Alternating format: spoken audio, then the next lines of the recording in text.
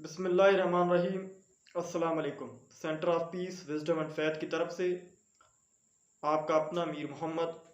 नाज़रीन और सामीन, आज हमारा दूसरा हिस्सा है उन कुतुब की तारुफ के मुतालिक जो कुतुब सीरत नबी सल्लल्लाहु अलैहि वसल्लम के मौजू पे लिखी गई हैं और ख़ुसूसी तौर पे उर्दू ज़बान में शाया हो चुकी हो। अरबी ज़बान में अक्सर और बेशतर किताब मारूफ और मशहूर हो चुकी हैं। उन कुतुब के अंदर इमाम इब्न क़य्यम की किताब ज़ादुल माद, जो अब उर्दू में तर्जमा होकर शाया हो चुकी है, और उसके अलावा सीरत हलबिया के नाम से भी किताब अली बिन बुरहानुद्दीन की किताब भी 4 जल्दों में शाया हो चुकी है उर्दू तर्जमे के साथ। और उसके अलावा दूसरी भी मशहूर और मारूफ किताबें लिखी गई हैं, लेकिन यहाँ हम उन कुतुब का जिक्र करेंगे जो उर्दू में सीरत नबी सल्लल्लाहु अलैहि वसल्लम के मौजू पे लिखी गई है।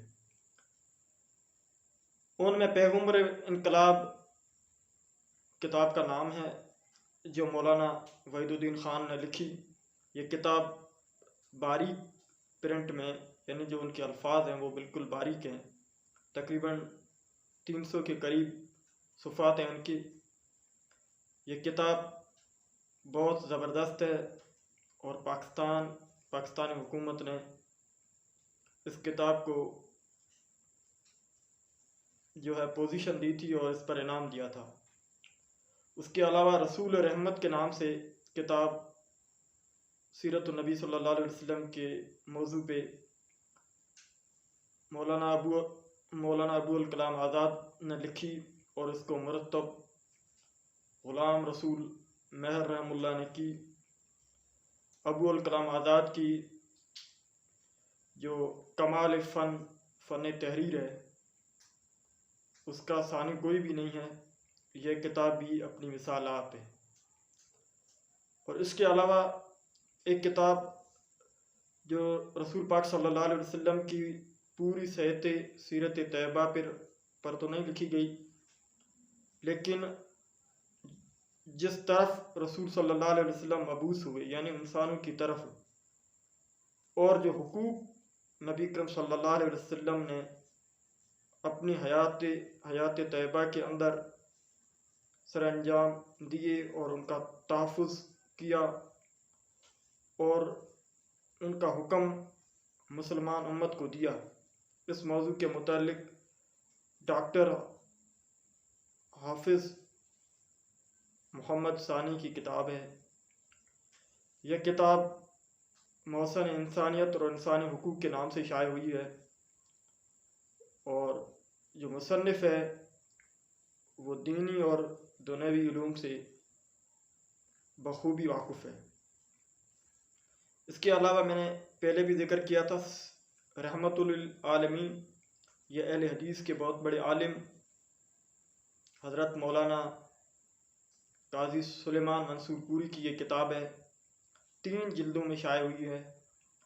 ये किताब अपनी मिसाल आप है। इसके अंदर मुख्तलिफ़ एतराज़ात का जवाबात दिए गए हैं, और कहीं कहीं तो सिर्फ़ एक ही जिल्द में भी शाया हो चुकी है।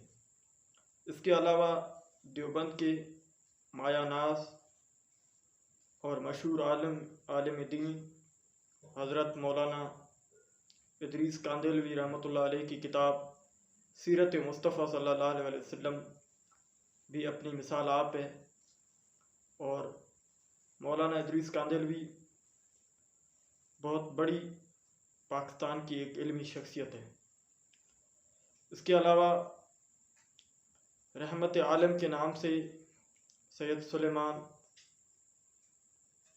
नदवी ने किताब लिखी, और उसके अलावा हज़रत मौलाना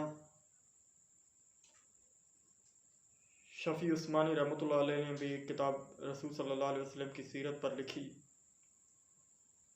इसके अलावा मशहूर और मारूफ किताबें पैगम्बर इस्लाम के नाम से एक किताब रोमानिया के एक बहुत बड़े आलिम थे, कॉन्स्टान वेजरेल यार्ज।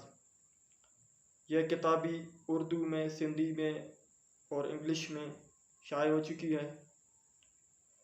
और सुनने में मैंने पढ़ा था कि उन्होंने बाद में इस्लाम कबूल कर लिया था। खैर किया या नहीं किया इसकी कोई तस्दीक तो मुझे अभी तक नहीं हुई, लेकिन यह किताब भी मशहूर व मारूफ है। तो सीरत की कुतुब को पढ़ना लाजमी इसलिए है कि बंदा जान सके कि रसूल पाक सल्लल्लाहु अलैहि वसल्लम की ज़िंदगी कैसे गुजरी, उन्होंने कैसे मुश्किलात का सामना किया, उससे हमें सबक क्या मिलता है, मुख्तलिफ़ अहकामात के बारे में हमें पता चलता है। तो सीरत का मुताला हर मुसलमान पर फ़र्ज़ है। रसूल पाक सल्लल्लाहु अलैहि वसल्लम से मोहब्बत का अगर दावा हमने उठा रखा है तो उस दावे के बारे में हमें इल्म भी होना चाहिए। अल्लाह पाक से दुआ है कि अल्लाह पाक ता हयात हमारे दिलों में अपने महबूब आमना के लाल ख़ातमुन नबिय्यीन हज़रत मोहम्मद सल्लल्लाहु अलैहि वसल्लम की मोहब्बत को कायम और दायम रखे। हमें इसी